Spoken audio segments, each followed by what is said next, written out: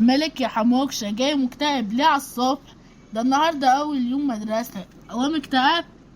انت لو معاك سندوتشات جبنه الطماطم هتعرف ان انا متضايق ليه. لا حد الله ما بيني جبنة الطماطم، أنا معايا سندوتشات بانيه. يا عيني، كل اللي يشوف بلاوي الناس تهون عليه بلوته. لا، انا النهارده بقى ماما عامله لي سندوتشات محشي. انت هتاكل محشي النهارده، ربنا يستر على المدرسه وتقعش.